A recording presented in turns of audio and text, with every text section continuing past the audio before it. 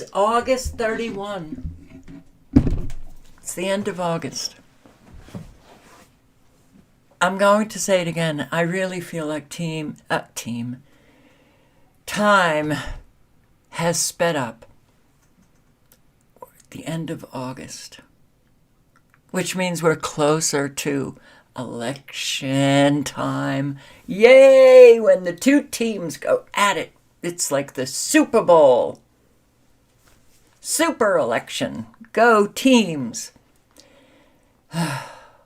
Life. American style.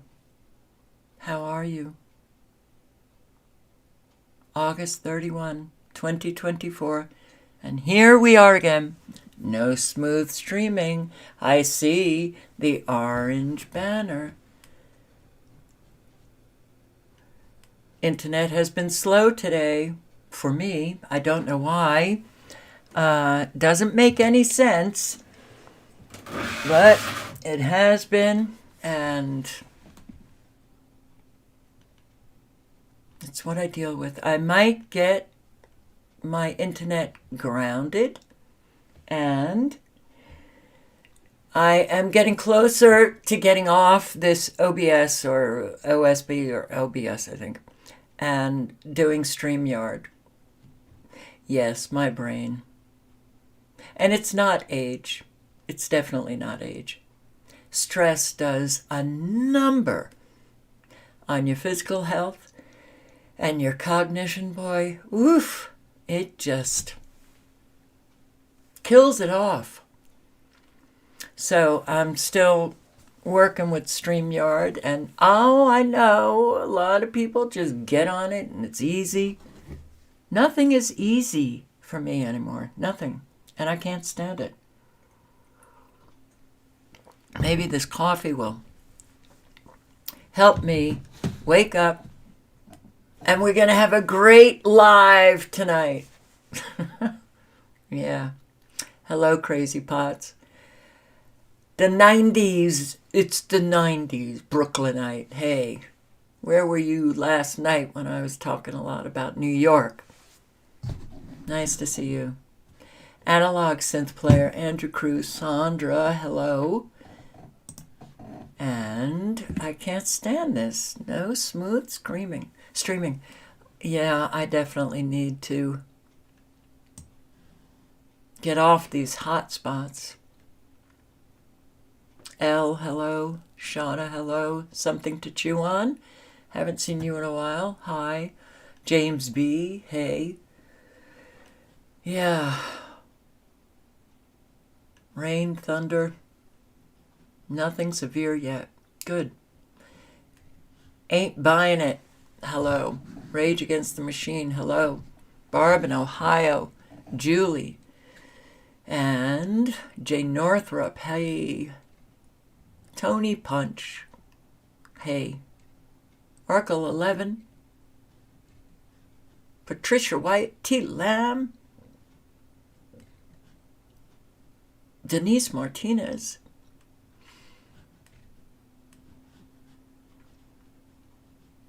Hypocrites Matrix. Silent Walk. Feminine. Yeah, nothing's easy anymore. Tony from Montana. Haven't seen you in a while. Hey. Kim Blanchard. Hey. All right, we're going to get into it. Got a lot. Let's see if we can get it on smoothly, maybe. Hey, maybe no buffering. That would really I'm so easily sunk these days. Just seeing that circle sinks me. An awakened sleeper. Hi. All right. So, radar. What are we looking at? We're looking at... what are we looking at? Unbelievable. Okay. Do you see the different directions of air mass we've got going here?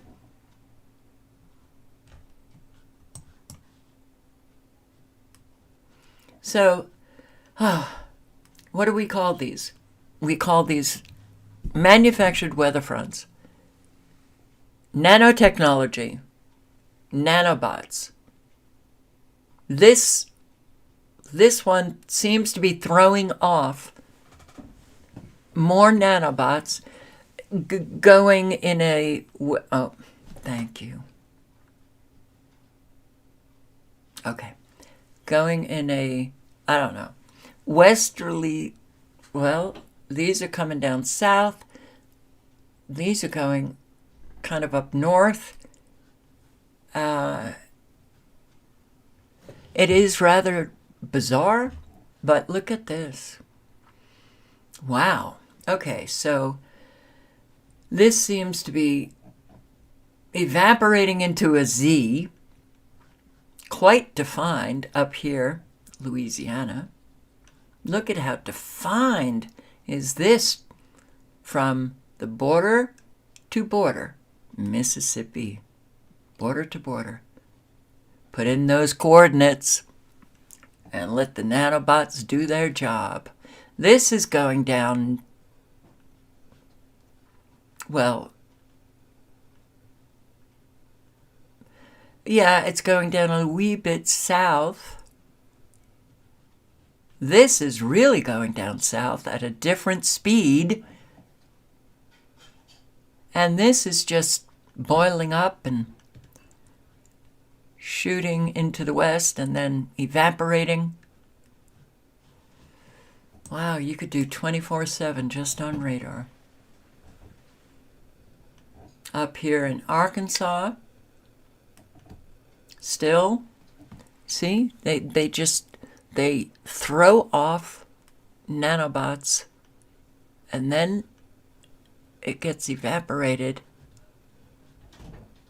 You have a long line of nanobots operating from Tennessee, the border, on into Kentucky. None of this looks good, by the way. None of it. It makes you dizzy. So this is going... Well, it doesn't seem to be getting anywhere because they're evaporating this right on the border, Oklahoma.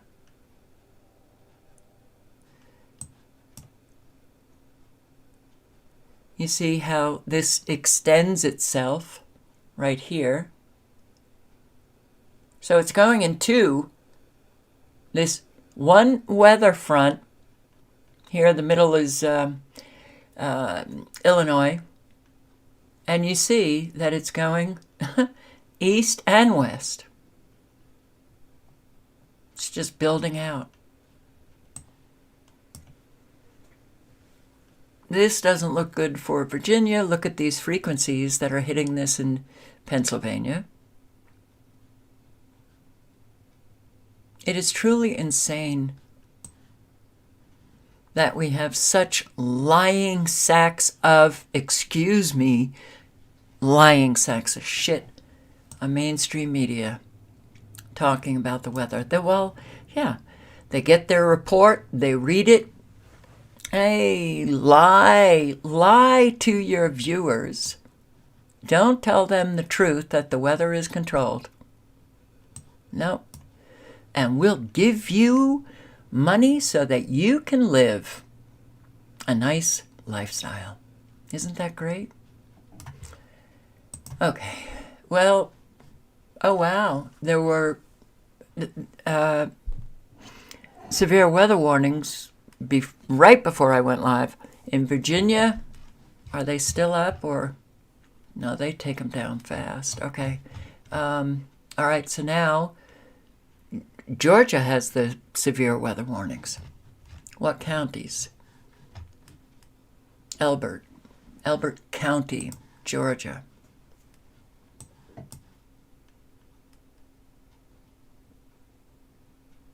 Wow. Okay, I'm going to post a link to the radar site as well. The link to the severe warning site. Where's my... Okay.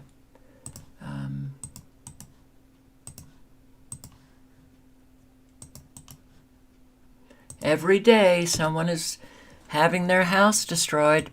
Every day. So let's get into it. All right, first we're going to start with Weatherman Plus. The link is in the chat.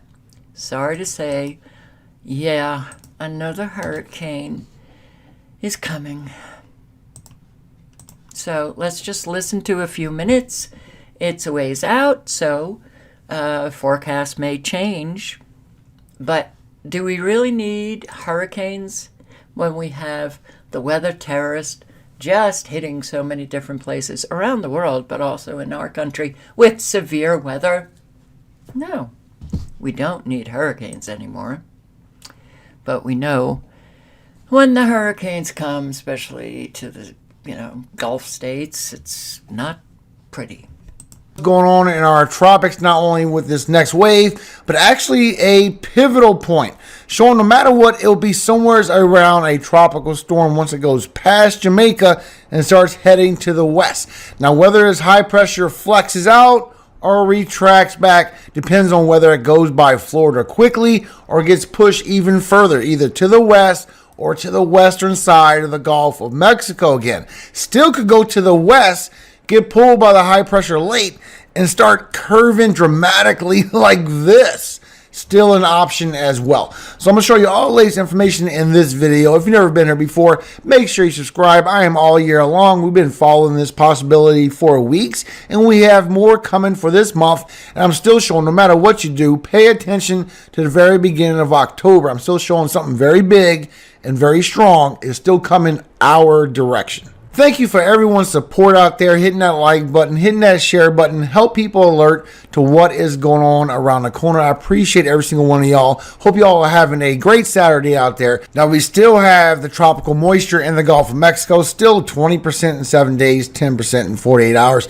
Not expecting anything to form up. If it does, maybe a tropical depression. That won't change anything. It still will be the banding of the storms going onshore all the way through Labor Day weekend and still bringing y'all that heavy rainfall. Nothing has changed from that. This one back here in the back, you still don't have anything to worry about. That came off of Africa, and that's going to curve right into the Atlantic still, and showing right now it's having a hard time dealing with the dust. I don't think this one won't even make it. But this right here is what we're looking at, and it has raised up to 50%, showing right around 6 and 7 days is right where that tropical storm is going to form up. Then we're going to be on that pivotal point for a Gulf hurricane or a westward push. But if you do... All right, so the link is in the chat. Please pay attention, you guys in the Gulf. All right. So what did we get? Unfortunately, it doesn't have to be, and a whole lot of people... Well, I don't even know if that's true anymore. They love to see mass destruction. Every day, someone somewhere is having their home destroyed. Okay? That is not good. That is not good. So here, this was in Georgia. This happened last night. Hey Russ, just take a look at this. It's a really big tree. It went crashing right through the roof of this home. This is on Shoal Creek Road. A tangle of branches cover this home. It looks even worse inside. High wind and heavy rain sent this tree tumbling onto this house. The property manager tells us it happened around 4:30 Friday afternoon. The fallen tree caved in the ceiling, insulation covering this bed. Luckily, no one was hurt.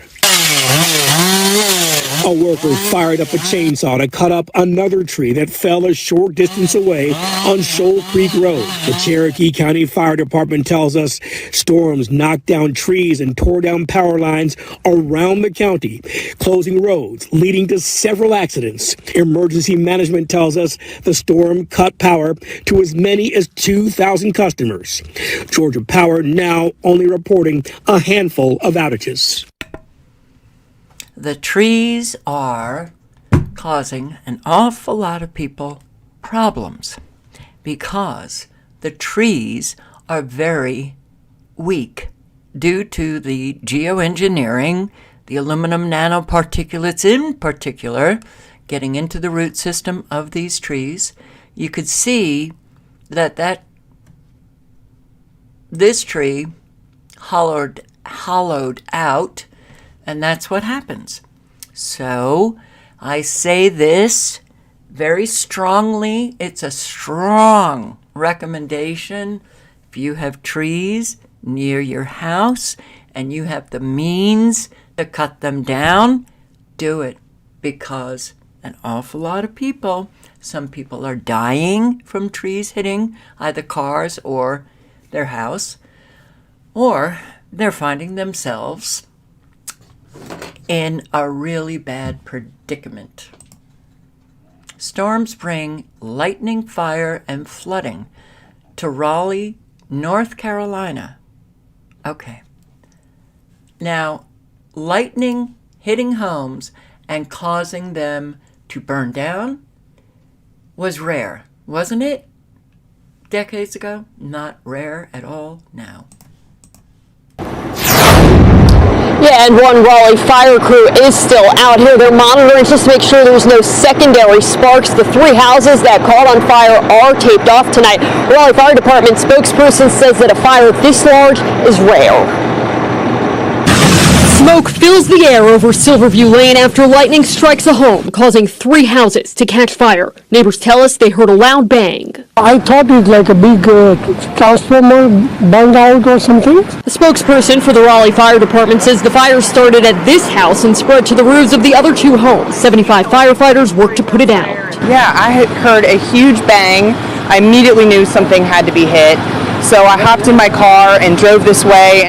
Raleigh Fire says 6 people are displaced, but luckily no one was home at the time. The roofs of 2 houses destroyed. I mean, it's terrifying. Everybody's scared. I feel sorry for them. About 3.5 miles northeast on Concord Hill Court, Nakia Reed says she heard an explosion. It just dawned on me. I said, I think the house got struck by lightning. Then I was like, the house might be on fire. Rushing out with her dog and children, Reed says this burned roof vent is the only exterior damage thanks to Raleigh Fire's quick response. I heard the sirens and they took action immediately, and I'm so relieved. It just could have been so much worse. Friday's lightning is also the cause of this fire on Gunnison Place, according to the homeowner. Crews responded shortly after 3 p.m. It's been a busy evening for the Raleigh Fire Department. So, manufactured lightning can also be directed by man. Hell, the lightning, they had that at the turn of the, what century? 1900s. They had that down. Floodwaters erupt through wall of New York Library, Smithtown, Long Island, and look at this. This was August 19, so all of the rain, just rain. Oh wait, was it Debbie? Can't remember. Okay, rain. This is what happened. Please start questioning. Oh, not you guys, but anyone who happens upon my video, please begin to question what you are seeing, what you are experiencing. Please begin to consider what your local conspiracy theorist has been telling you. Weather is being used as a weapon. Never Lose Truth channel. Just plain Never Lose Truth, no number. Playlists, weather modification, directed energy weapons, geoengineering, etc., etc. The proof is there, okay? So, doesn't matter. A whole lot of people are just so programmed by mainstream media that they can't even open their minds to have adult conversation with someone who's educated on specific subjects and consider what they're saying. That's what we used to do as adults. Maybe consider opening your mind? Look at this.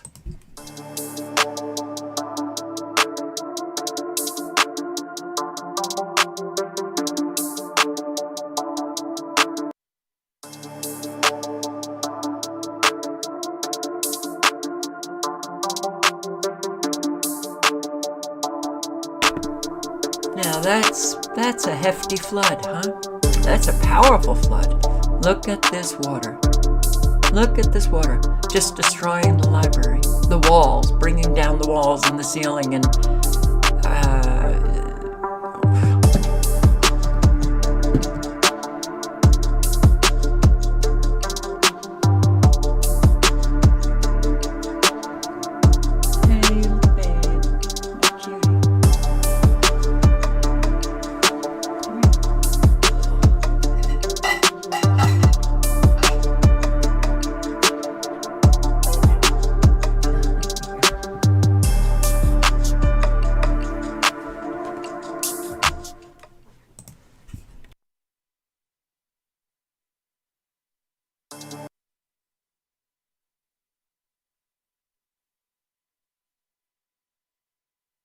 what you gonna do when people just are not quite right? Lake Azure apartments endure weeks of flooding after Debbie. Weeks. Weeks, okay? For some reason, the waters just don't seem to want to go away. Tonight, high hopes this will be the weekend when a flooded apartment complex in Hillsborough County finally dries out. This is Nightside. I'm Dave Wagner. Right now, the people who live there aren't holding their breath. Ever since Debbie dumped 10 inches over the Lake Azure apartments, the drainage system failed and a county sewer pipe clogged. 10 Tampa Bay's Chris Hurst is live there for us tonight. Chris, you've been talking to tenants who say nothing was done there for weeks. No, not for weeks, Dave, but here just in the past few days, there has been this sump pump that has tried to clear out this water that has made life miserable for tenants in condos here ever since Debbie came through, and now they want that accountability. This stuff is putrid. For the past month, Ronald Dunham says his apartment complex has become one big sewer. There's nobody's taking any responsibility for this. Debbie flooded the parking lot at Lake Azure Apartments off Waters Avenue. But unlike most everywhere else, the water never left. Almost a month later, driving through standing, dirty water is a daily headache. We're life partners, yeah, so his problems are my problems. James Lewis lives with Ronald. Debbie was the catalyst, but the whole thing had been building up to this point long before that because of all the drainage problems. Hillsborough County says the private drainage system on the property failed. The complex owner, Goldham Apartments, says a blockage in the county outflow and sewer stopped up and wasn't cleared until this week. Water was moving at a trickle along our drainage ditch across the street. You're at the mercy of the forecast. Glenn Geigler owns a condo here and wants a long-term solution, and fast. Absolutely outraged, and just this is senseless. It's the result of a slumlord. They have not done their part. Human waste, dead animals. Lewis and Dunham both are dealing with health issues now and worry what might be lurking in the murky water. The last time I went to sleep, I thought I was going to sleep in the United States of America, where this thing shouldn't happen. I didn't expect to wake up in a third world country. And that I'm hearing from a lot now. Americans talking about how this country now is a third world country. You gotta hold your government accountable. When you don't, boy, do they do an awful lot of damage. 12 insurers collapse after Hurricane Ida, leaving Louisiana homeowners scrambling for coverage. Insurance companies are going down, and I'll show you, insurance companies are just saying, no, we're not paying you. Insurance companies failed after Hurricane Ida, leaving thousands of Louisiana homeowners scrambling for coverage and paying higher premiums. And on the eve of Hurricane Ida's third anniversary, Sabrina Wilson sat down with Jim Donnellan, who was insurance commissioner at the height of the crisis. It was the anniversary of Hurricane Katrina, and another hurricane, Ida, was in the Gulf. What were you thinking when you realized that Ida was trained on Louisiana, this powerful hurricane? Powerful indeed. In fact, at landfall, 150-mile-an-hour winds. Jim Donnellan was Louisiana Insurance Commissioner when Ida hit on August 29, 2021. Scary. The best news of all, unlike the 1,500 of our fellow citizens that lost their lives to Katrina, very few lost their lives to Rita, Laura, Ida, and the others. Still, Ida caused catastrophic damage. I don't have a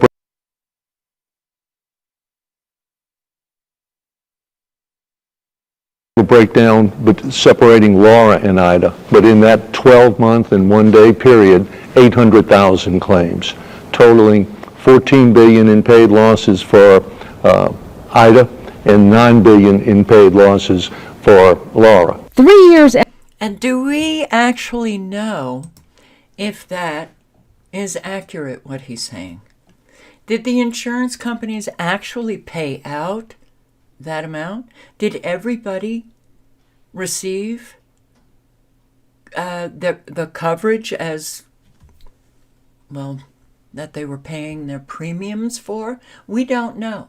They just come out with these figures and then say, gee, we're collapsing, look for another provider. And you know what? The insurance is government insurance. A whole lot are going to government insurance. Rely on government for everything. Collapsing the private insurance companies. And hey, I think it's called Citizen in Florida. I can't remember what it's called in California. But yeah, and let's see, what is this? Yeah, Florida? Florida is now hell. Insurance companies refuse to pay. Hey, what's up guys? John here. You see these pods in front of everybody's house here in Florida, where I am right now in Sarasota? Another major storm, another major crisis just unfolded. Sarasota County left underwater after Tropical Storm Debbie made its way up the Gulf Coast earlier this week. There's a real problem here. The county needs to step up and own it and resolve it and get this water out of here. But it's not just here in Sarasota. Another similar situation happened about 2 weeks ago in Fort Myers. Storm surge flooded roads on Fort Myers Beach today. Shops and restaurants saw the water rising at their doors. We are trying to leave Fort Myers Beach, but as you can see, the roads are almost completely inundated with water over here. This all comes after many are still obviously rebuilding from Hurricane Ian. When you pay attention to what's happening inside of Florida's housing market, and you look at what America's biggest home builders are doing, you're going to learn a lot. In fact, it's quite shocking what these insurance companies are doing alongside these home builders. Insurance companies in Florida, regardless of your coverage, in this specific neighborhood, they are refusing to cover any of these problems. Refusing, no matter what your coverage is. Insurance companies have closed a majority of claims, nearly 86%. Nearly 200,000 claims have been closed without payment. Translation, Floridians didn't get a cent. And so some of these homeowners said, hey John, just to fix what was done here, between $200,000 and $275,000 out of pocket. And most of these homeowners, they don't have it. I mean, the average home price in this neighborhood was somewhere between $550,000 and $700,000. It's 50% of one's home's value was lost inside of this crisis. We've been putting away $7,000 a year for 13 years. So that's over $100,000. We're not spending this for anything else unless something happens to the house. Giving away to them, and they'll just keep raising my rates no matter what. But America's home builders, the Lennars of the world, these major corporations, and what they're building next to all of these disaster zones, it spells one thing, a major rug pull on sellers' home equity. Neighboring communities like Artistry are high and dry, wondering why Laurel Meadows flooded this badly. Because they're building these mega cities. Some of these communities are 5,000, 6,000 homes inside of a single community. You see that community right there? It's called the Seaflower. These investors just pooled money together to buy an 1,175 acre farm to build 4,000 houses. They're gonna have restaurants, shops, grocery stores, everything you could possibly imagine right here on site. And when you look around what's going on in the state of Florida, this is happening everywhere. In Tampa, in Sarasota, in Miami, in Fort Lauderdale, all these neighborhoods, you start to see these developers hopping in and buying these properties, these major parcels to build 1,000, 2,000, 3,000 units at a time.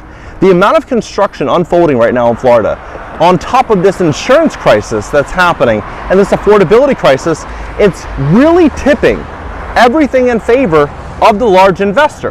And this... Absolutely.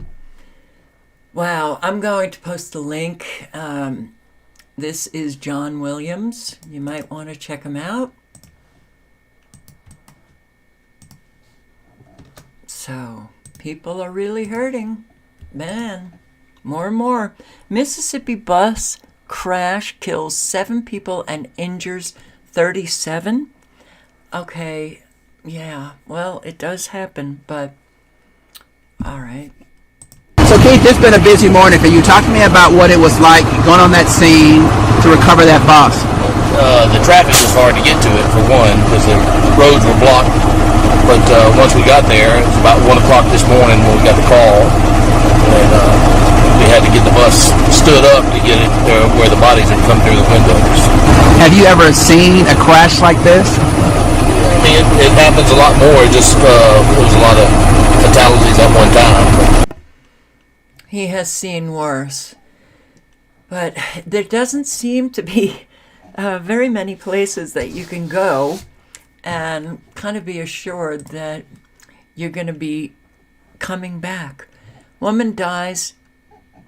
Listen to this. A woman dies after man jumps off Southern California freeway and lands on her vehicle. Okay. You want to talk about a bad day? A tragic ending for the woman who was hit by a man who jumped from a freeway overpass in Sylmar earlier this month. Her heartbroken family tells us after weeks in the hospital, she died of her injuries. Eyewitness News reporter Tim Caputo joining us now with a look at how she's being remembered tonight. Tim? And Mark, that family is still very much in shock after all this happened. They truly can't believe it. Her family, though, says she was that kind of super grandma and mom, the person that was everywhere all the time, always helping with the cooking, babysitting, really doing it all. Tonight, her absence, though, was palpable at her home as her family gathered to remember her and comfort each other after the unthinkable happened. A heartbroken husband surrounded by family and friends at his home in Ontario. Much needed company and support after losing his wife of 35 years. He feels that when everybody leaves, he'll feel it. Margarita Novella Galindo, a mother of 3, was always by her family's side at amusement parks during the holidays and while watching her 7 grandkids. Earlier this month, she was in the passenger seat next to her husband Florencio, heading out of town for the weekend. They were on the 210 in Sylmar when a man, in an effort to take his own life, jumped off a bridge over the freeway and went through their windshield. Florencio was okay and immediately called his son. Once he told me that ambulances were on their way and pulled over to the side that he can't open the doors, that's when I knew it was serious. Margarita was seriously hurt and remained in the ICU for weeks, only succumbing to her injuries a few days ago, leaving her family overwhelmed with emotions and what-ifs. What if she would have stopped and got gas, or what if she would have stopped to get water? It could have just been 2 seconds off, 2 inches away. My mom would have been fine.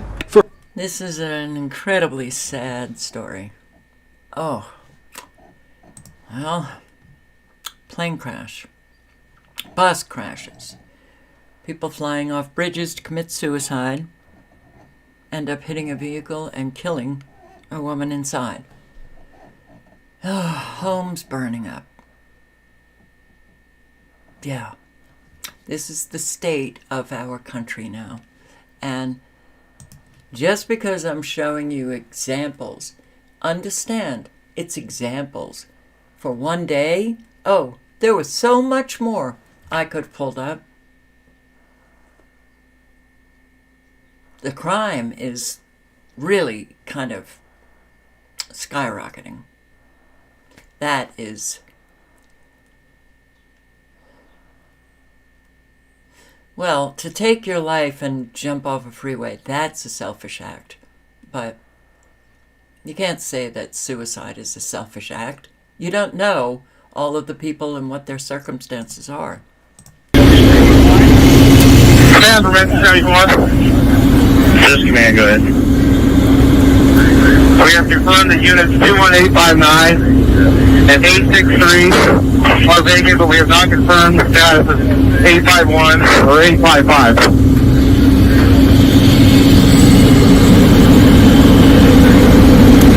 72 arriving from the east. And engine 71's arrived behind engine 75. Closures on Bravo and on Delta. I'd like to get those cleared. Engine 30, engine 74, I want you working on fire attack on the main structure. 72's arriving from the east. Now, this is several townhouses, and this was from a Cessna that crashed. And here you can listen to the pilot speaking to Troutdale Tower in Oregon. Papa. November 421 Golf Papa, Roger. Runway 25. Clear for takeoff. Left closed traffic approved. Thank you. Clear for 25. 421 Golf Papa, closed traffic approved.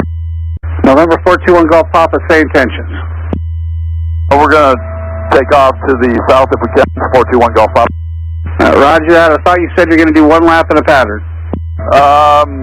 Yeah, we'll finish. Go around one more time. We'll go around. Sir, you haven't gone around any time. Say intentions. Your altitude indicates 1,700. You're well above the VFR altitude restrictions for the Troutdale area. I need you to descend, maintain at or below 1,200 now. Going down to 1,200, 421 Golf Papa. We'll stay in the pattern. Call on Troutdale Tower, Roger. Stand by. November 421 Golf Bravo. Say intentions, sir. Are you remaining in the pattern or not? 412 Golf is having some handling problems. This is a test flight. I can't get this thing.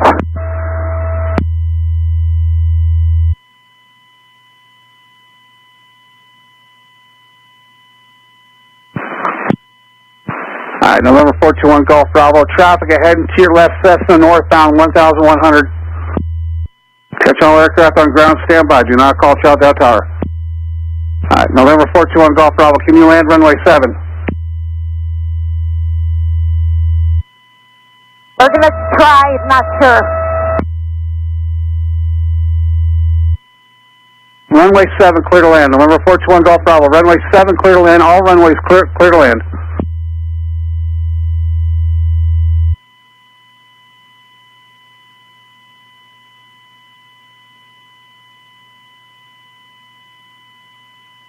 The flight of helicopters to break. Number 3 Hotel. That aircraft went down about 2 miles southwest of the field. I can't remember the specifics, but I posted a video on the 5G interference near airports. And we do seem to be getting an awful lot of these small planes crashing near airports. And end times, I just want to say that your questions are for a discussion for another video someday. But Connecticut farmers are tired of lip service and demand relief funds to help with damaged crops. Well, here's the senator, and here are the farmers. Are they going to get help? Probably not. To pull up your bootstraps and find me $150,000. Farmer William Delacamera of Ciccarelli's Harrison Hill Farm invited Senator Richard Blumenthal to tour his damaged lands in Northford Friday. He was passionate in his plea to Senator Blumenthal, pointing fingers and stating his demands. I don't want the lip service to end. It's time to fix these problems. These problems have been going on for way too long. Senator Blumenthal, though, didn't take offense to the intense exchange. Part of my job is to listen. In fact, in some ways, it's the best part of my job. And it's the... Not just listen, though. Part of your job is to help your constituents who are in need. Now, I have no doubt you look at that guy's record and he's been voting for send the weapons and send the money to Ukraine. Send all of the weapons and the money to Israel. Be interesting to see where he stands on all of these migrants coming across the border, getting a whole lot of free stuff. The farmers, I'll go down and listen. But we know our politicians. It's an act. It is an act. They do it, especially during an election year, and nothing really comes to pass. Farmers are dying all over the country.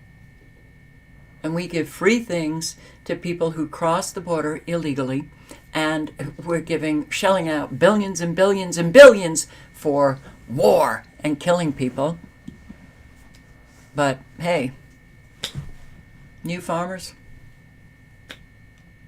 we don't care that much about you. But I'll pretend I care. Italy got hit again. Floods and landslides hit Campania, Italy.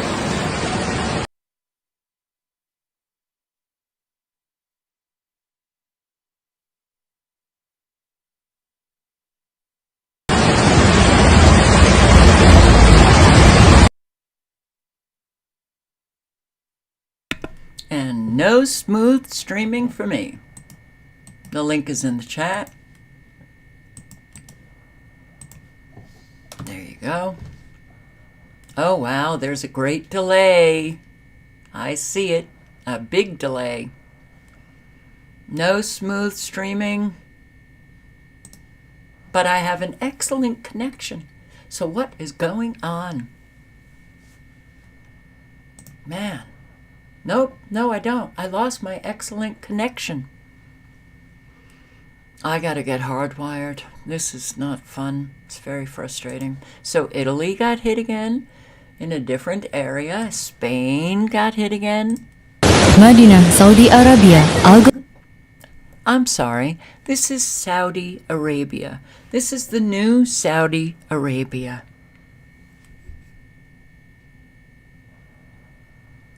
Italy.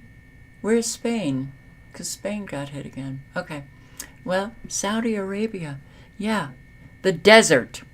30, 2024.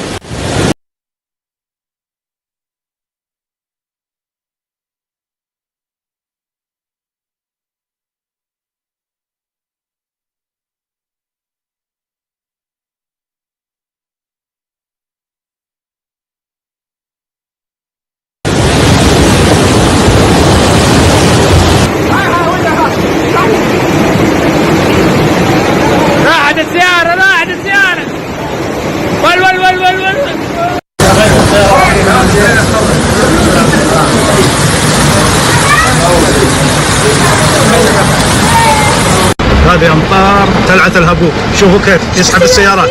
شوفوا كيف يسحب السيارة. لا إله إلا الله. هذا الأمطار.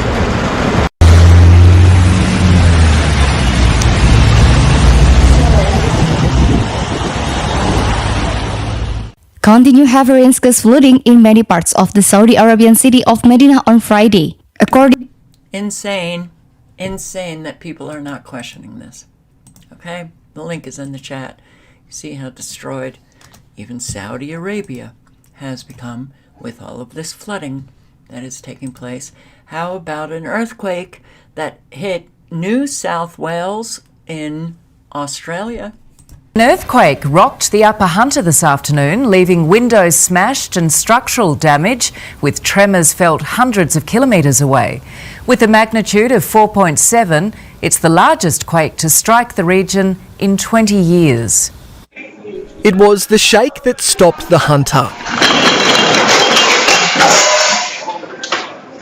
The force of the magnitude 4.7 earthquake sending pictures flying off the wall at this Muswellbrook cafe. I have never felt anything like that the whole entire time. Parked cars bouncing.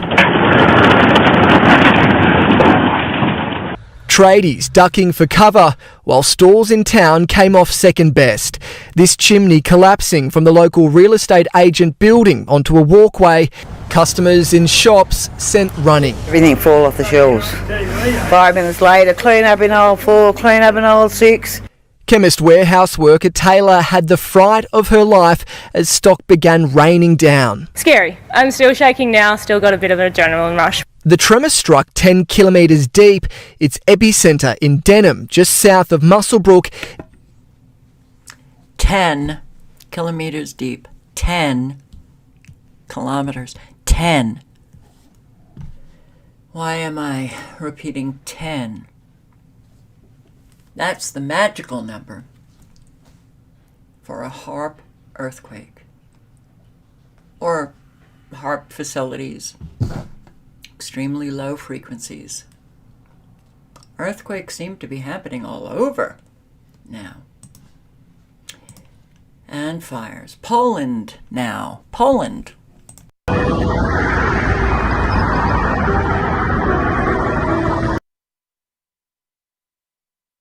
Very frustrating. The information in the video shows an incident in Warsaw, Poland.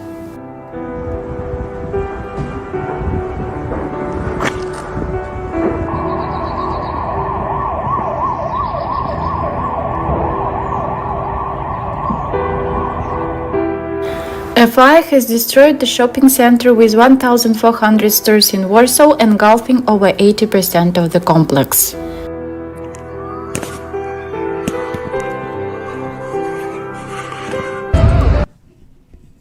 That is a lot of smoke. A lot. Okay, link is in the chat should you want to watch the rest. So, what else do we have going? Oh, well, how about a 96-year-old California woman facing eviction from senior home unless she coughs up $110,000 to new owners?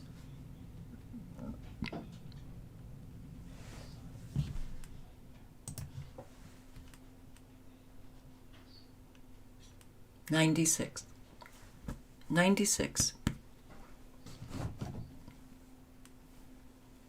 Which way? This way. 96. Okay? So, every Californian should be so outraged, and their outrage should motivate them to go to this senior housing facility and demand that they revoke the eviction. Right? Yeah. She has nowhere to go. All right. 96-year-old California woman was served a 3-day eviction notice from her senior living home demanding she cough up $110,000 or leave the unit she's been living in for 22 years. Jean-Jacques says she signed a lifetime contract with California Nevada Methodist Homes in 2002 to live at their Forest Hill Manor nursing home in Pacific Grove, California for the rest of her life. She secured her spot with a $250,000 down payment and paid $5,000 monthly rent until her savings ran dry. Things became complicated when California Nevada went bankrupt and sold the facility to Pacific Grove Senior Living in 2022. It's a for-profit senior living community. They purchased the property with the clause that it would abide by previous contracts of the tenants who signed lifetime deals, an expectation Jacques thought would be honored. I was shocked, the full-of-life senior shared. The reason I moved into Forest Hill Manor was to be taken care of for the rest of my life. Jacques and senior advocates discovered her previous contract was grandfathered in, but the policies ensuring she could live in her unit until she died were not. She's devoted all of her savings and money into this place. The president of Pacific Grove Senior Living's Residents Association, Bob Sadler, said, "I don't care what the legal ramifications are. This is morally unthinkable." Well, not anymore. What we used to consider unimaginable, unthinkable, is no longer. We've got a lot of people who have no moral core. And when you see this kind of stuff, you know it, right? But a whole lot didn't have it to begin with. And now when they see so many people who are doing these kinds of things and getting away with it, not a whole lot of outrage in the community. It's got to be in real life. Whether it's conscious or subconsciously, people begin to realize I can do whatever the hell I want. Those without the moral core, who have been pretending that they have principles and values and speaking a good game,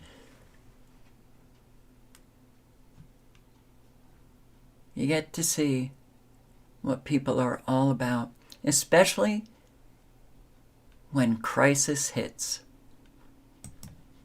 Project manager with the Alliance for Aging, Elizabeth Campos, told the outlet that the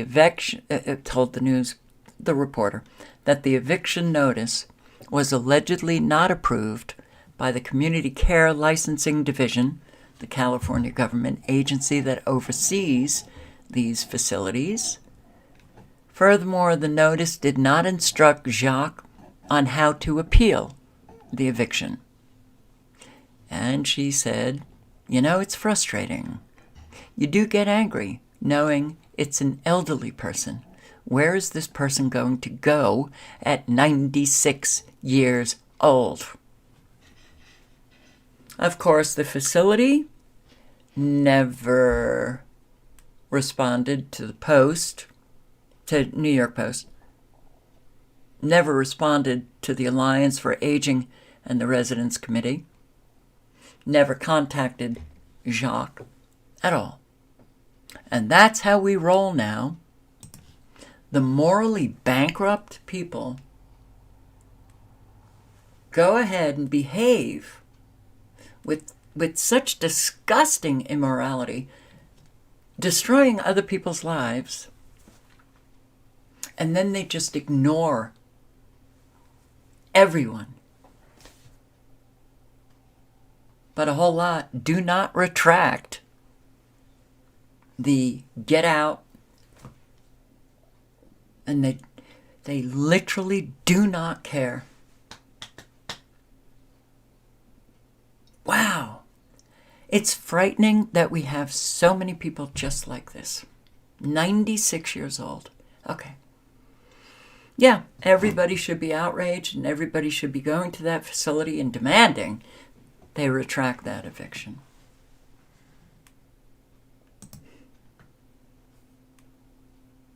But money, money, money. Okay, record-breaking food line. This also is in California. People waiting 3 hours for food.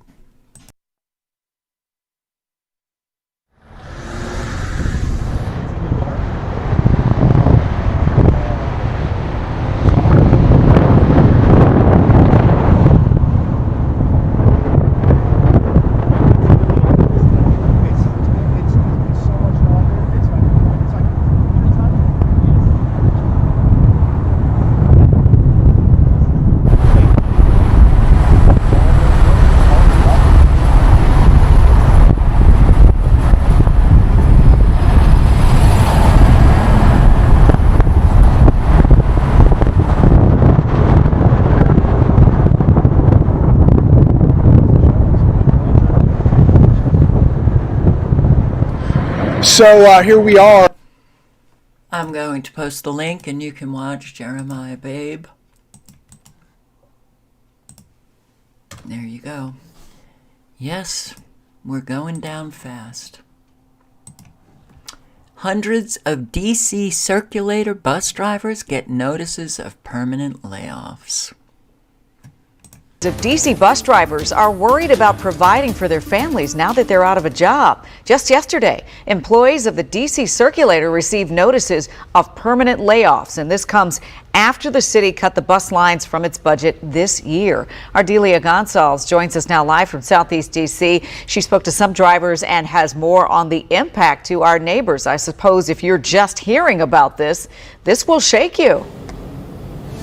Yeah, certainly difficult news for a lot of folks who have to reroute and figure out what's going to happen next. But primarily for the 200 or so employees, these layoff notices are devastating to their families, and they have to figure out how to provide for them at this point. But it certainly, the end of Circulator has an impact to our neighbors in so many communities, specifically here in Ward 8, and our neighbors who live in this ward and ride the Circulator to get to this giant, the one and only grocery store in the entire ward. In a part of town lacking amenities and resources. So I hope and pray they come up with some other decision. The DC Circulator bus provided a direct and accessible route to the only grocery store in Ward 8. And while you can catch Metro's W8, you have to get off the bus and switch lines to get to the Congress Heights Metro station. I would hate that they will shut the Circulator down. I think it's a bad time for them to be laying off a lot of people and shutting down the Circulator. People, it's convenient for them. It gets them on work on time and back home on time. The FY budget eliminated the DC Circulator. The acting director of the district's Department of Transportation says ridership is down 65%, and the bus line would need more than $100 million to survive. So that means jobs are on the chopping block too. How am I going to support my family? Finding a new job is not that easy. I'm a single father of 3, and so that's a lot of pressure on me within itself, especially since the turnover is right around the corner. Jeffrey Covington and Thomas Davis are 2 drivers who received this letter Monday informing them of the permanent layoffs starting September 30th. There's a lot of 88 passengers that depend on Circulator. We are the only bus that runs that route going through all the museums and the National Mall. DDOT says they will continue the National Mall route for now, but will begin phasing out the Circulator service starting October 1st. And this is how they bring down communities, by depriving them of services. Okay, yeah. We're just going to listen to a few minutes of Hope in the Desert. This video, check them out. I am going to link below. Looks like Hope in the Desert just started, 274 subscribers. Go on over and, if you care to, give him some support. Hope in the Desert. I just couldn't get to the car fast enough. Can somebody tell me why I just paid $20 for a foot long? Have y'all been to Subway? Are we boycotting Subway? Like, why is it so expensive? Only a sandwich. Only got a sandwich. RIP to the $5 foot long, $20? I really wish more people talked about the fact that so many more people than you think are in credit card debt. You're starting to look at people around you and wondering how the hell they're purchasing luxury cars, going on these lavish vacations, buying luxury items like sunglasses, designer purses, things like that. It's credit cards. They're in credit card debt. Let's normalize it being okay to live at home with your parents. Like, at this point in 2024, they're making it almost nearly impossible to live comfortably if you want to live nice in certain areas and certain parts of Florida. It's so expensive. It's almost crazy. Literally, a 2-bedroom apartment should not be $2,700. Welcome back to another video. YouTube, it's good to see you. We got us a fire video today. We're going to be talking about this insane inflation that's going on, shrinkflation, how grocery stores and grocery prices are going up. Not price gouging, because, you know, we got to be real about this, but inflation and the real cost of living. All right, and then we're going to go ahead and hop right on into this astronomical amount of credit card debt. When I'm talking about Afterpay, Karma, all this stuff for people who are using just to survive, and also those who are just trying to thrive. So we're going to go ahead and get into that and talk about that, the craziness that we're seeing with that. And then last but not least, we're absolutely going to go ahead and hop into people living at home in their mid-20s to 25s to late 20s to 30s. Just normalizing it. Because right now, yo, it's hard out here. So we're going to go ahead. I do want to say that I just came across Hope in the Desert. And he actually inspired me to just keep trying to be up. You know. Thank you, Hope in the Desert. I hope that I've been a little bit more up. Just, you know, trying to...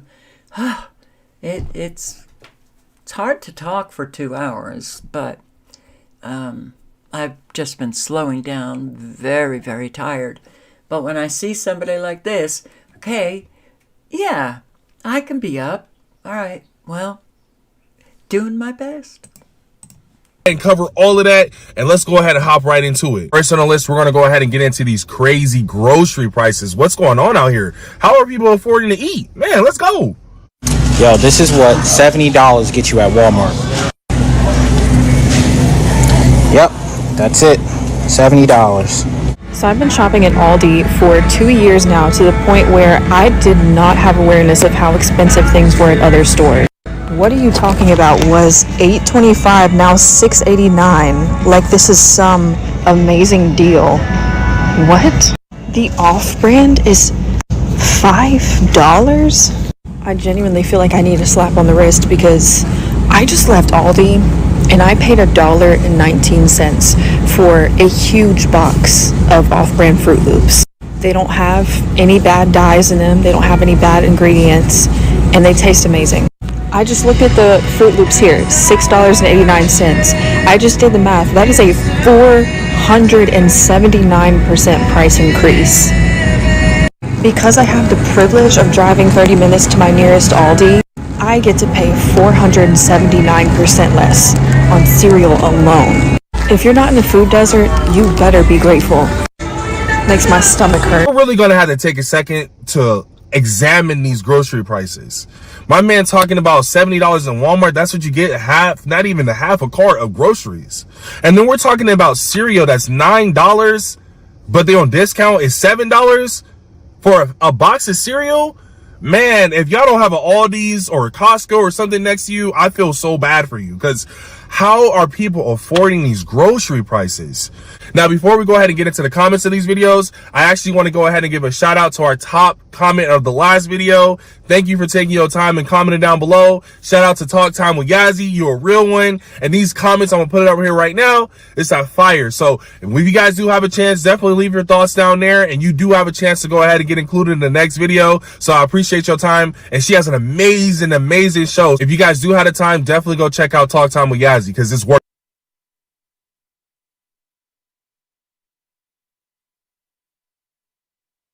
Because the millennials and Gen Zs are the ones really struggling. In today's economy, do you think a couple that brings home $100,000 is enough to support a small family of like 3 to 4 people?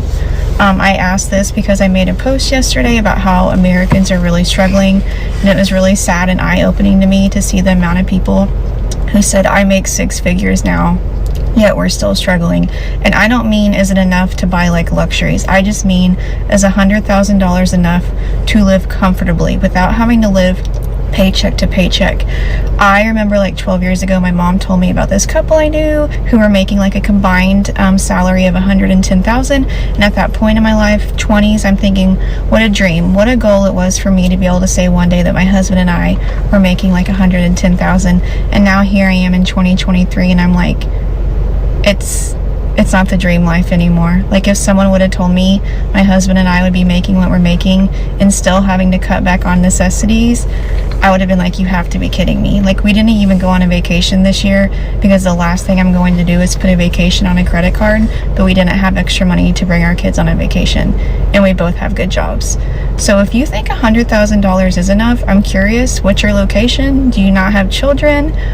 Like, why do you think it's enough? Because I'm telling you, from yesterday's post on here, the comments say different, and the comments say that a majority of Americans are really, really struggling, and I mean hardworking Americans. So $100,000 right now as a combined couple that you're making for your household is not enough.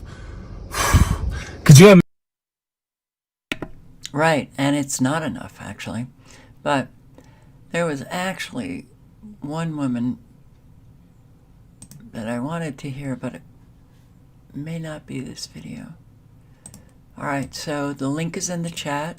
You can listen to a few more. But boy, are there a lot of videos with on YouTube where people are collecting all of these videos and putting out these compilations that, yeah, people are really hurting. And I think it was this woman. I'll let you listen to this woman first.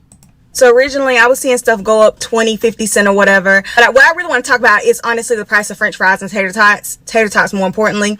They were $2.99. Then they went up to $3.29, which was okay. They are now $5.99. $5.99 in the stores. And I am at my wit's end. I'm finna just...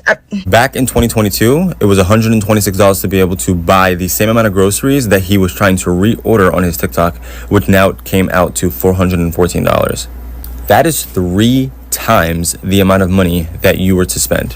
Some of the craziest examples of shrinkflation. Ice cream bars not filling up the ice cream all the way. Midnight's putting way more space in between their chocolates. Girl Scout cookies gradually getting smaller over the years. Cadbury chocolate putting now bigger on their packaging, but it's actually the same exact size. Welcome back to another video, YouTube. It's good to see you. We got us a fire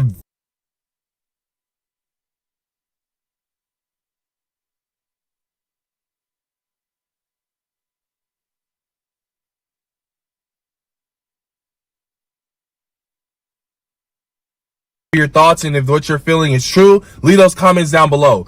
I just got back from the grocery store and I went there to get blueberries. There were 2 options, organic and non-organic. The organic blueberries were $8.99 for the box. The non-organic blueberries were on sale for $1.99. So like, I can either buy the non-organic and have cancer later because it's all I can afford right now, or buy the organic and not pay my mortgage. So I'm just curious, like, how are people surviving in this economy? Like, seriously. So I'm walking around Costco here and I'm noticing these. And this man shows how high prices are. So, how are you all doing? How are you all doing? Hope you're doing okay. Hope you're doing okay. I'm nearly out of all of the savings. Car, everything has become so wickedly expensive. And I don't buy anything different, but I know that just a couple of years ago, I was buying, actually buying even more at supermarkets, and I don't remember paying, such high prices. Now, it's essentially cat food and, just a couple of things for me. And how does it get over $200? Okay, well, they're bringing us down. And, some go down faster than others. Yeah, sad state of affairs. I'll post this video. I was just listening to this woman. She was fired from a nursing job that she had worked at for like 4 years. Fired. She was walking out. She had done her shift or whatever, and she was told to come back in. She goes into this office with this guy, and he literally just fires her on the spot. Last day of work for you. And she asked, why? And he said, we don't have to tell you, and we're not going to tell you. 4 years. Never got, any reprimand or, was a good nurse, good employee. Bye. We don't have to tell you. Ciao. Oh, this is how we treat one another, right?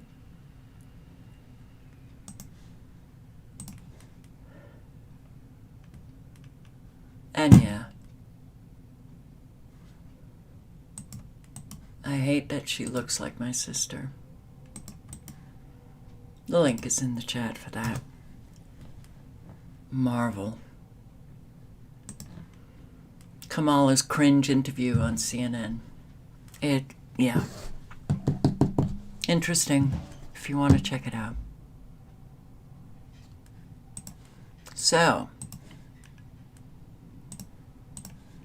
whoops. Now, children told to get off school bus at wrong stop because it was the end of the route. Boy, I feel very bad for a whole lot of parents who have young children now, because it's yesterday it was 20 migrants trying to get on a school bus. That happened twice with these migrants. And now these two young boys, I mean, you really have to pay attention to what's going on in the schools, on the school buses, and yeah, hope that your children make it home safe. Just 1 week of school, trust is gone between one New Braunfels family and a school bus driver. Two elementary school kids and their parents tell the night team Zaria Oates the bus driver made them get off at the wrong stop, leaving them without a ride home. It's not every day you're grateful that your kids went to a stranger's home, but Sheila and Isaac Demas couldn't be happier. We didn't know who she was, but we are grateful that she was there at the bus stop. The little boy didn't even know our kids. He just offered assistance. Donovan and Darian are 7 and 9 years old. They've been riding the school bus for years, and it's something they never thought would make them feel like this. Confused and mad. Kind of scared. On the third day of school in the New Braunfels Independent School District, their bus driver came to its final stop on the route. It was the last bus stop of the route, and we're the one of the first bus stops. I was very confused. I was trying to tell him that you skipped our stop, and can we go back to the school? He said no, we cannot. He cannot do that. With no cell phone to call home and no idea where they were, Donovan and Darian did as they were told and got off the bus. A child who saw what happened told the boys to come home with him so his mom could help. She called the school, and the school got in contact with the boys' mom. My heart sank. The school was very apologetic. I have not heard from the supervisor of the transportation department. I have tried to reach out to her a couple of times, left messages. On Sunday morning, we reached out to New Braunfels ISD for a comment on the situation. We've not heard back, and we'll follow up on Monday. We need to feel safe, or else why do we send our kids to school? Why don't we just homeschool them? Well, if you can do it, do it. Do it. Homeschool them. And did I see a comment with somebody writing that they are New Braunfels? They live in this area of Texas? I think I did. Moms block alleged impaired school bus driver who was quite drunk. Right, Alicia and Morgan, that mom tells me she and another mom were afraid the bus driver might try to drive away. So one of them took their car and pulled it right in front of the bus to block in the driver. Riley Lee was startled by her 6- and 7-year-old sons Thursday afternoon. They ran into the house screaming and crying. I didn't know what was going on. They told her their school bus driver was driving all over the place and they were scared. I ran full speed down there, and another mom got her truck. We blocked her off so she couldn't leave. Someone reported that a bus driver was driving erratically in a neighborhood on Light Spun Lane Thursday afternoon. This is video from the scene of kids standing around the bus after police got there. And at that point, it's 30 kids on the side of the road screaming and crying for their moms, you know. So very traumatic for most of the kids. A police report lists 21 students ranging from 6 years old to 10 years old on board the bus from Oakdale Elementary. The report says the driver was driving the school bus while impaired and, quote, placed the 21 students on board the bus at a substantial risk of harm. Anything could happen. She could have killed anybody, herself, kids, other people. Riley says her son had a bloody nose. He said he hit his face probably 5 or 6 times while she was hitting the brakes. She ran stop signs. The bus driver, 70-year-old Sylvia Ann Dollard, was arrested and charged with driving while impaired. Court documents say Dollard performed poorly on a field sobriety test, had a negative portable breath test, and that the officer suspected drug impairment. Well, I think she lost her job. I would say so. But T. Lamb, I'm the dumbass with you. Yeah. I expect better from people. All they have to do is a little bit of work on themselves to be better. Caretaker arrested for forcing disabled man to sell food, sleep in car, and the garden shed. Yeah. Our caretakers, there's something wrong. People who frequent Sunset Esplanade Shopping Center in Hillsborough say they often saw a caring man selling snacks and drinks right as you drove in. He just wanted to, spread the word of God and sit out there and give drinks, and he would give it away for free, or he would take whatever you had to offer. Every time I would go to Dollar Tree or Target, I'd come back by. If I have any change left over, I'll hand it to him. He'll offer me like a bottle of water or anything to snack on. But eventually people who saw him started to grow concerned and flagged Hillsborough police. After an investigation, they arrested Jack Hauser on Tuesday. Hauser was the young man's caretaker who took over after his mother died. Him and his mom were living in a motorhome, and she had passed, and so he was kind of out there on the streets. After collecting evidence from Hauser's home and cars, police believe Hauser was exploiting the man they say was developmentally disabled. He's really nice, and I don't think he had street smarts where he was able to protect himself, so I think he definitely was a target. Hillsborough police accuse Hauser of forcing the victim to sell drinks and snacks for several days on end, claiming the young man wasn't given proper shelter or clothes, allegedly only allowed by Hauser to sleep in a car or garden shed. I do feel sorry for him. Yeah. Like, seriously. But it doesn't end there. Police also say Hauser didn't let the victim contact others and restricted his access to money and health care. I guess you just never know sometimes. Kind of scary. Behavior his neighbor is taken aback by. Yeah. Saying the family continuously went out of their way to be helpful. And definitely wouldn't have expected that. They just, it's a very nice neighborhood. Seemed like a very safe place, and that's definitely very surprising to hear. Yeah, so, you think you know people, even your friends, even your family, you think you know them until they show their real face. Wilkes County woman warns others after finding AirTag on car. I would say, especially if you're young and pretty, I would check my car. Yeah, because this isn't the first time that we've heard this. In Guilford County to Wilkes County now, in the western part of our coverage area, where we have an air tag warning. A woman here is on high alert after finding someone placed one of these tracking devices on her car. She made that discovery 2 days ago, and ever since she's been left with a lot of unsettling questions. Fox 8's Elijah Skipper live now at the Wilkes County Sheriff's Office. Elijah, what did she tell you?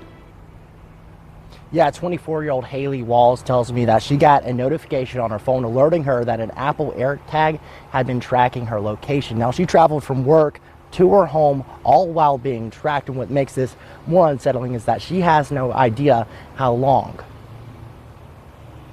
You just never think something like this is going to happen. Haley Walls has been searching for some sense of safety again. It says I'm 10 feet away from it. You don't know the intentions of this person and why this person targeted me out of everyone, like everyone else. The 24-year-old single mother's life revolves around work and taking care of her 6-month-old baby. 2 days ago, that routine was turned upside down when she received an alert on her phone saying an Apple AirTag had been tracking her every move. It also gives you another option to play sound to locate the AirTag, but it's so faint. You can hear it if you can literally only hear it from right here or underneath of the car. Despite that faint noise and days of searching the car from top to bottom, that AirTag has not been found. It even shows like where I stopped back there at the stop sign. They know when I come home, when I go to work. So I think changing up your routine would be very smart if this ever happened to you. And for the person who did this, Walls has a simple message. I have no idea who this person is. I think they're crazy, they're psychotic, and they definitely need to go get help. I would ask them like why they chose to put the AirTag on my car and what their intentions are. BMW, young, pretty, I don't know. We could probably come up with good guesses why there's an air tag on her car. Oh. All right.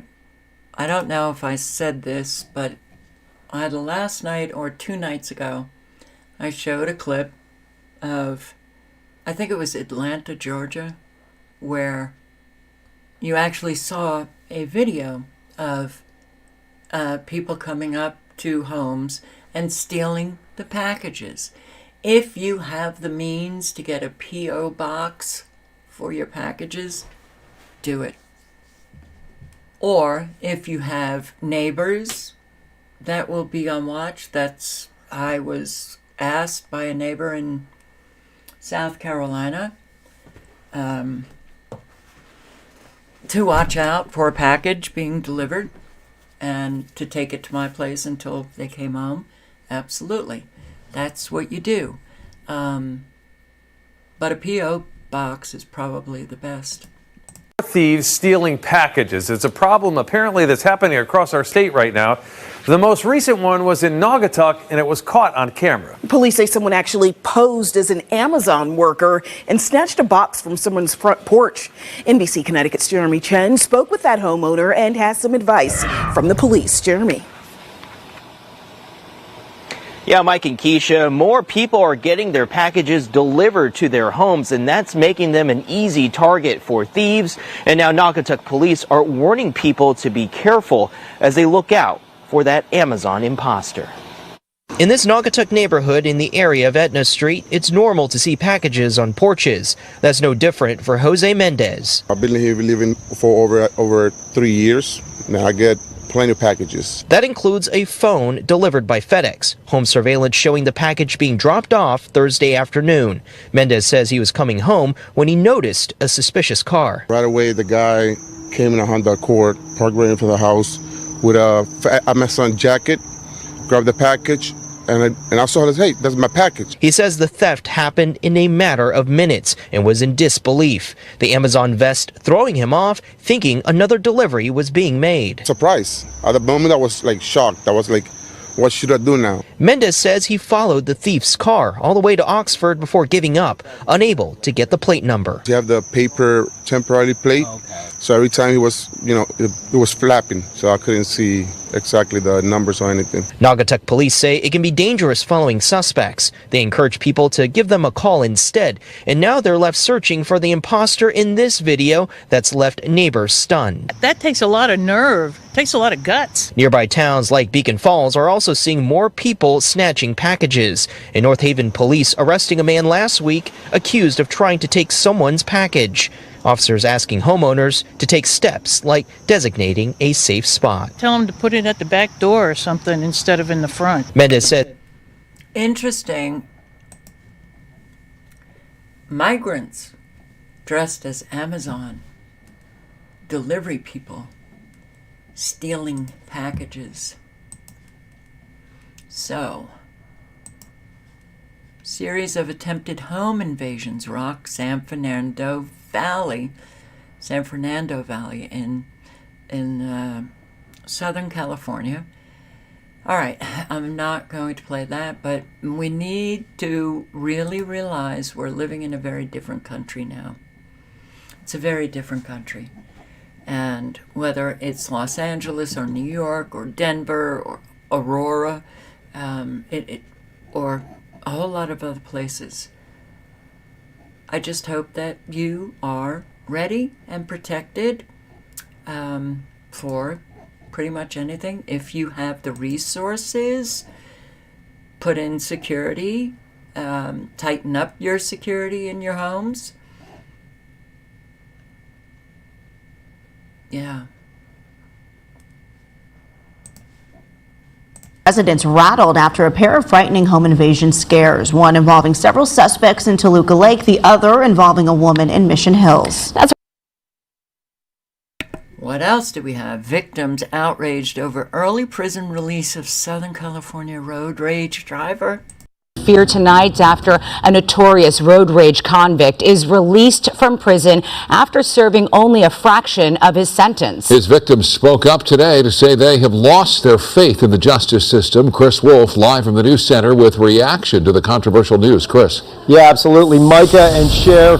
Reports say he has a long criminal history spanning nearly 2 decades and stretching across 8 different states.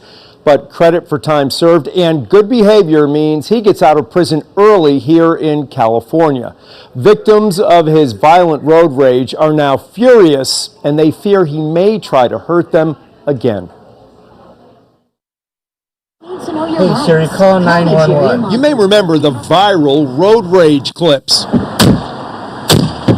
A muscular young man in t-shirt and jeans exploding on the freeways of Southern California, jumping out of his car and smashing others with what appears to be a pipe. The violence caught on dashboard and cell phone cameras. 36-year-old Nathaniel Radamak was finally caught and convicted of criminal threats, vandalism, assault, and elder abuse. Nicknamed the Tesla road rage driver, a judge sentenced Radamak in October 2023 to 5 years in prison. But in a surprising turn of events, he is now free 10 months later. 10 months later? Wow. That guy looks like a maniac. Worried he will try to. He is a menace to society, and I strongly disagree about his early release. Victims spoke out during a news conference with their attorney, Gloria Allred. They do not want to be identified. I'm here today to share with you my deep frustration and loss of faith in our justice system. Court records show Radamak was given credit for time served and good behavior. Attorney Allred sees a 5-year sentence becomes 10 months? No. That's just the release of a violent criminal. And we know, certainly California has done an awful lot of that.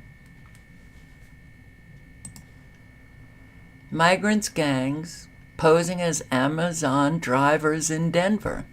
Okay, I needed to respond to this comment because one thing I don't think people realize is that these are not normal, regular, average asylum-seeking citizens. These people have been cleaned out of the prisons in Venezuela. So these men that are here are the worst of the worst of the worst. They're not regular people. And that is one thing I think people fail to realize is they're disguising themselves as window washers or this or that. And maybe some of them really are trying to be here and make a good living. But I just had a friend tell me that they came out of nowhere. At one day, they were all just there trying to wash windows. I just heard this today. And so they are not normal people that are.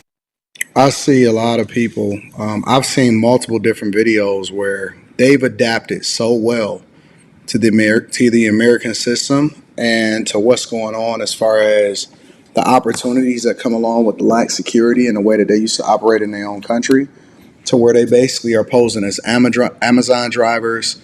They'll go and they'll knock on people's doors, and I've seen like the security footage of it, and the media is kind of trying to bury it a little bit, especially on the left. The left won't report on it. You know, the bigger platforms and all of their affiliates, they won't report on it. They won't report, and it's like they'll do the general news, you know, the stuff that you can't really avoid. Oh my God, everybody is getting kicked out of the apartments and all. All right, I'm going to post the link to this video, and it is. Oh man, it must be a landlord issue, and they spinning it. They're literally spinning it. Yeah. You get a lot from just ordinary people speaking their experiences, speaking what they know, as opposed to mainstream media, that's for sure. Hey, babe. Yes, what? Let me play this for a few minutes and then I'll talk to you while it's playing. How New Yorkers really feel about the migrant crisis just came across Alessi Alaman, which just listening for half the video, good job, Alessi. I subscribed. You want to check him out? I think he just began. So let's listen up. New Yorkers know the score. They need to come together and bring the score right to the office door of that fabulous mayor that you have. You got to do something because this is getting out of control. It's been out of control. It's only getting more out of control. Who knows how many of these people were evaluated? We got a lot of mental health. Who knows how many of these people were evaluated? We got a lot of mental health going on out here. Today it was just announced that over $5 billion the last 2 years from New York taxpayers. For them. We're getting taxed as Americans everywhere you looked at. The inflation's skyrocketed in the last 4 years. All these immigrants in here, you can't send them back. That there's some type of agenda behind it. I don't know exactly what it is because I'm not there, but plan for them. I don't know what's the plan for them. What are they? I don't know. That's all military age. You know what I'm saying? So a bunch of flat screen TV boxes in the dumpster. You know, they're loaded new mattresses and everything. So they're getting a free stay, free money, everything. Who's gonna pay for that? Us. Hey guys, so this is the third video I've put out on the migrant crisis. If you haven't already, go check out the first two. The first one is. Let me just jump ahead and let's listen to this man. Migration crisis. Well, it's suffocating the regular residents that's here. They're suffocating us. How so? Especially with the services. We need services. Mothers, fathers. There's a lot of homelessness going on. Yeah. Who knows how many of these people were evaluated? We got a lot of mental health going on out here. You know, everybody here is like a couple of paychecks away from being homeless, and all the homeless shelters are crowded, and they're causing ruckus. They just beat up cops. Really? They are? They beat up cops a few months ago.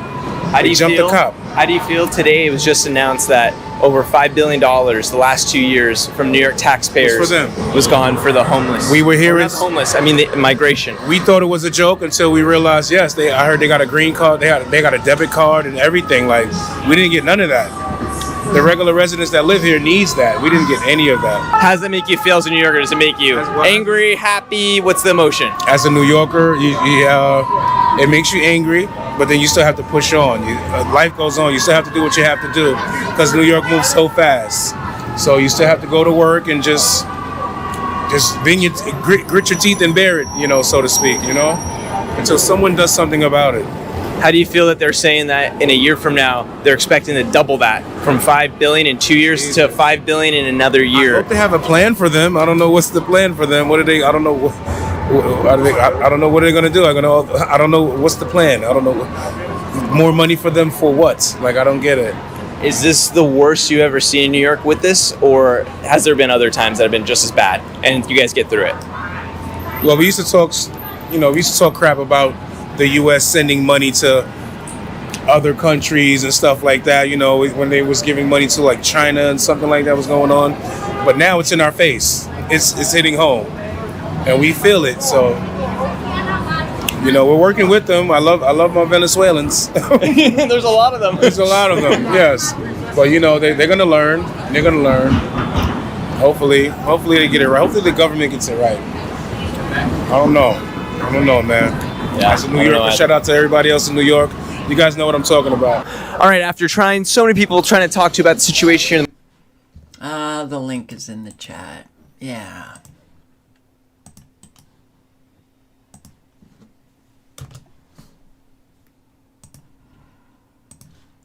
Okay. This was also an interesting video, so I will post the link inside New York City's Venezuelan. No, when we say Venezuelan, now people think of gangs. Try not to go there because, yes, we have a problem with the Venezuelan gang, Tren de Aragua, but there's also a lot of very good Venezuelans. All right? Try not to, they've come across the border illegally. An awful lot have been encouraged to come, and they think that they're here legally. All right? So, it's a mess. It's a flippin' mess. Brooklyn's border crisis, and so we get the news that they're closing shelters, and then we get the news that they're opening shelters. Other shelters. Than a year, and already more than 51,000 migrants have entered New York City. Thousands placed in one certain area, saying it's a recipe for disaster and violence. This issue will destroy New York City. Mayor Adams, you have blood on your hands. The first time we learned about 400 men's shelter that was going to open next to our school was, I think, sometime in February. And when we were picking up our children from school, local residents were giving out information saying, "Did you know that this shelter is being opened next to the school?" And we said we had no idea, obviously. I'm not calling anybody a liar, but I didn't know about the shelter until 2 months before that meeting. And it had been in the works for almost a year, I think. It's one of the most recent migrant shelter sites to open. The Gowanus shelter, located in Brooklyn, opened its doors starting last Wednesday and has a capacity to house up to 400 migrant men. Men. Right around the corner from a school. I will post the link if anybody wants to listen to how manipulative, crafty are our politicians. Yeah. And Ireland, it's a shocking day when 4 Garda turn up to arrest my son, who has an unblemished record because he won't accept transgender ideology. I can't play this. It won't play for me. But you can. Try it yourself. The link is in the chat. Oh, the tyranny is smacking us in the face every single day. Police turn up to arrest Enoch Burke, a teacher in Ireland who has refused to accept and even endorse transgender ideology into his school. Wow. Well, this is where we're at. At least 17 National Guard members have died at the border, Texas. Wow. Okay, in the past, I think 3 years. So listen to these causes. The causes of death vary, with one due to a medical emergency at a hotel where troops were staying in McAllen. That, to me, actually sounds suspicious. Another who was accidentally shot in Fort Clark Springs. And listen to this, at least 5 soldiers who died by suicide while assigned to the border. 5 soldiers. This is in, I think, a 3-year period. 3 years. 5. At least 5 died by suicide. I'd like to know what's going on. Could they have felt so demoralized by the orders that they have been given? Demoralized? Because, no. There's not, first of all, the National Guard does not take orders from the governor. The governor is not, the commander-in-chief. The National Guard was usurped into the U.S. Army and Coast Guard, a whole long time ago. It's the Pentagon, okay? So the National Guard,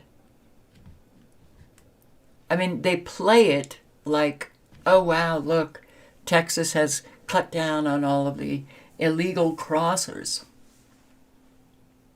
Operation Lone Star. Does that mean that there's a lot of illegal crossers not crossing? No. They cut down on it in a specific area of the Texas border, but Texas is, wow, big. El Paso still had illegal migrants coming through.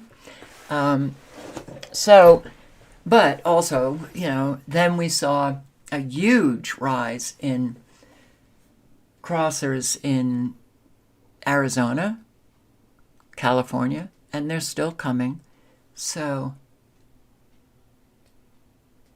at least 5 killed themselves. National Guard.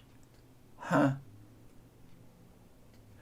have a problem if I saw that treason every single day and I had to play my role, as somebody who was, there to protect Texans, and you find out that really it's a sham. I'd have a problem with having to do that. And I don't know, can National Guard just quit like that? I'm not sure. Without having to pay the price, like the rest of the military. So, now, I don't know about this, but it was sent to me by a subscriber, but I did a search and I can't find anyone else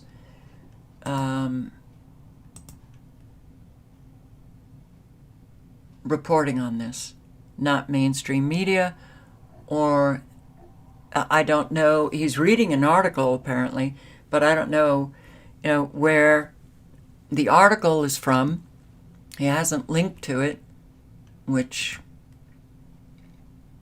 I sure would have liked to have seen. But what did I come up with? An awful lot of the National Guard deployed 5 months ago. So if anybody has a source to this information who is deploying the National Guard to go down to the border to fight off Venezuelan gangs coming across the border, let me know. Because I haven't seen anything. I tried to verify it and I don't know how. Now, we're going to listen to a few minutes of this, but wow, this is Black Conservative. Oh, I'm subscribed to him on Never Lose Truth. Black Conservative Perspective, who I like, and if you don't know him, check him out. I'm going to post the link. I recommend subscribing. Yeah, still in the Matrix, but doesn't mean that I don't like people, doesn't mean that I unsubscribe. But listen, we're first going to play one woman, and then we're going to play Pelosi and Bill Maher. And this is so, oh my God. I mean, Bill Maher, he's a joke. I mean,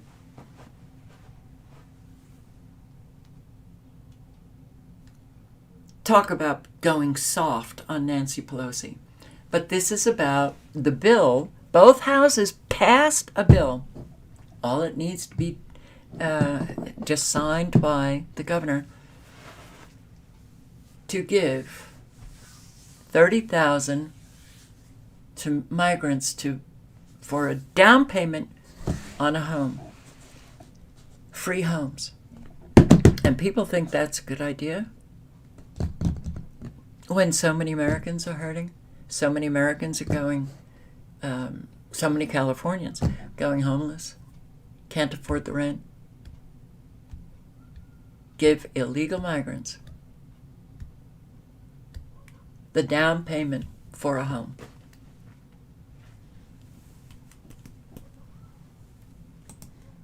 I rise in strong opposition to AB 1840.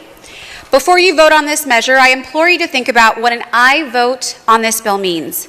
If you vote aye on this bill, you are encouraging more illegal, not legal, immigration into this state. For the first time in 25 years, California is now home to the busiest illegal point of entry in the United States. Immigrants look to California's current policies like a giant welcome sign. Welcome to California, where illegal immigrants get free health care, free food, and now a free home with 0% down. This isn't rocket science. If you're giving out free stuff, more people are going to come. If you vote aye on this bill, you are limiting the amount of funds that go to help Californians buy homes. The Dream for All program was meant to help Californians buy homes, which ran out of funds within 2 weeks.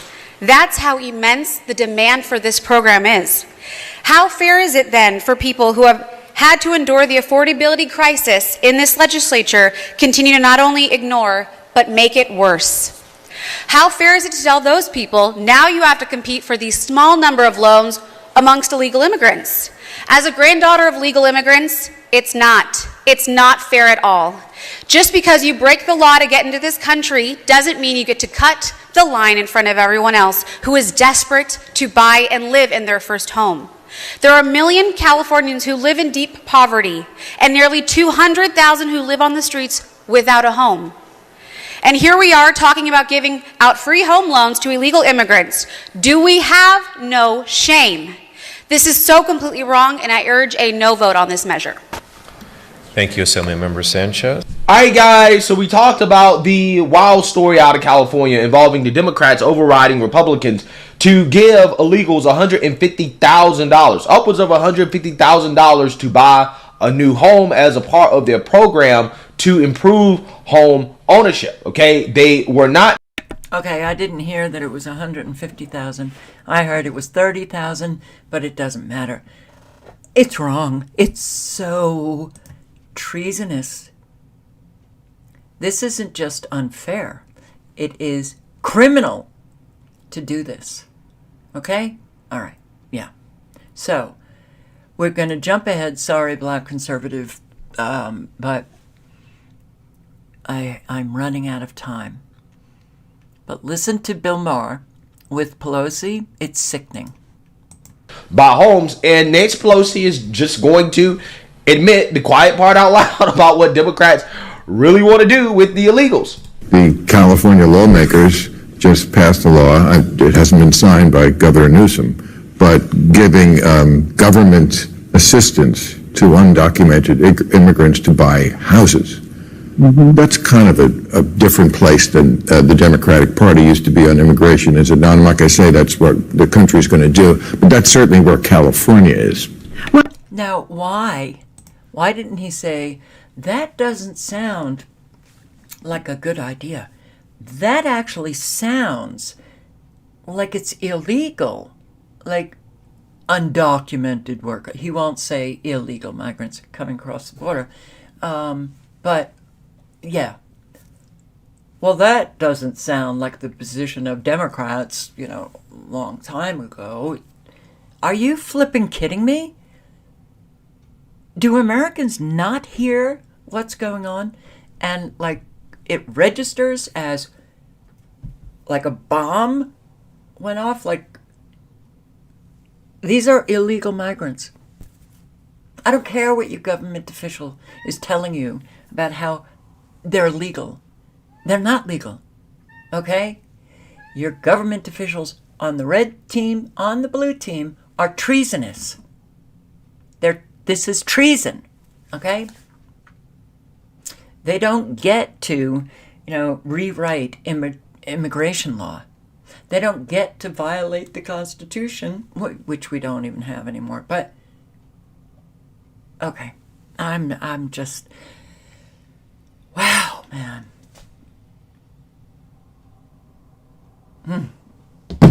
Okay.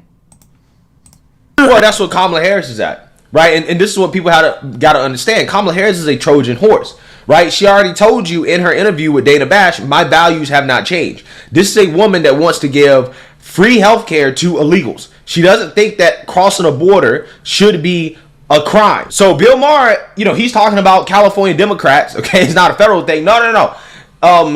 A California Democrat is on the ballot, right? I mean, she's at the top of the Democrat Party ticket. Okay, this is about to be a federal thing. Okay. Let me just say, immigration had always been a bipartisan issue. I refer you to What about free houses? Well, there's not free housing. It's the American dream being available to more people. But American dream being available to more people. Illegal immigrants. The American dream should be, Black conservative says it as well. I understand this. The American dream should be reserved for Americans, okay? That's what the American dream should be reserved for, right? But you see how they frame this stuff? It's not about free housing, right? It's about the American dream being available for all people. But again, it's called the American dream for a reason, okay? It should be for Americans. But again, Americans come last for Democrats. Everybody else comes first. It's about immigration. The best speech on immigration was by President Ronald Reagan. This is the last speech I will make as President of the United States. I want to communicate a message to the country I love.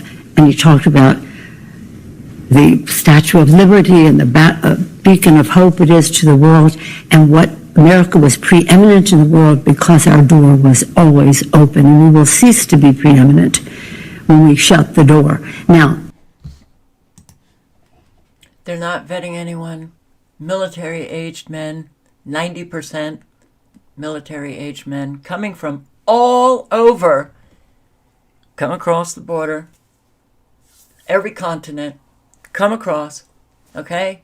We already know that we've got terrorists in our country, the Venezuelan gangs, MS-13, other people who are killing teenage girls, raping them, okay? We've got an off. These are very different migrants. Open the door. We don't want to close the door. Open the door. To my former Democrat friends, I bet you're all on board with this. Because you never did, you had no you had no open mind when I was trying to talk to you about Obama. No, I was just crazy. Dark, negative. This is what you have allowed in. Because millions have come in under Biden. Good job, Democrats. But it's not just Democrats, okay? This has been an issue that you could easily resolve. Just enforce immigration law. Easy. No, you don't have to continually, year after year after year, tell the American people, well, this team, won't play fair, and they want to keep everybody in cages, and we're the good guys, and we have to just kind of come together and figure out what to do. And no, you enforce immigration law. That's it. Nothing else. Nothing else to do. You enforce what is already on the books. Okay. Pisses me off. I don't do justice to the great communicator. Google it. It's a fabulous speech. And George Herbert Walker Bush continued in that respect for the diversity of America and the rest. California's always in the lead. Maybe others will follow that lead, but that's up to those states. Yeah, leading us off a cliff, right? That's what California is doing, okay? So, this is what she's saying. Hey, California, they lead the way. Whatever you see happening in California, this is what Democrats want to do, right? Is above America. America is last for these people. But we're very blessed here with beautiful diversity. So you'd vote for this law? Excuse me? So you'd vote for this law?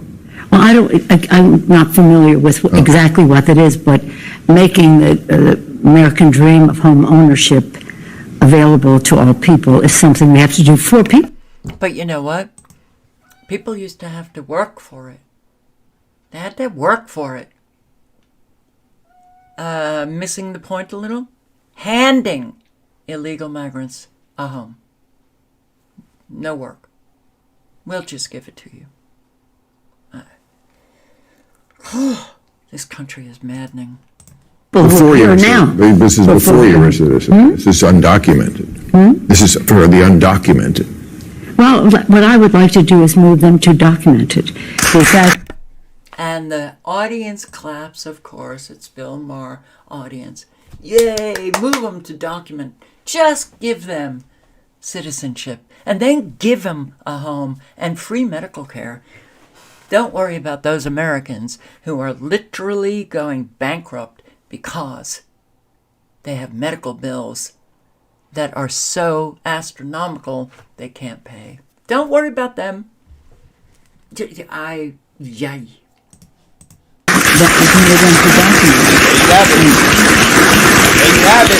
of the best things that we can do for our economy is to pass comprehensive immigration. Yeah. The best thing that we can do for our economy is to pass comprehensive immigration reform. Because there's so many jobs out there, and we need a whole lot from all over the world to pour through our border and work hard. Oh, Jesus. Okay. What do people do when they hear things like this? What do they do? I mean, do they just sit there? Or do they have a brain that is operating and they process that information and they're like cross-eyed by the information like, this is insane. Didn't get to Israel, but maybe tomorrow. A whole lot going on all over the world. And yay, the American empire. Let's go. Help those in your community. Live honestly, speak honestly. Do develop yourself as a trustworthy human being. Be consistent, in terms of your behavior. Be reliable. Your word, think about it. When I give my word, does it mean something? make it mean something. Okay. Be safe, everyone. Good night and good luck. Thank you for showing up. Hope to see you tomorrow night. Ciao, guys.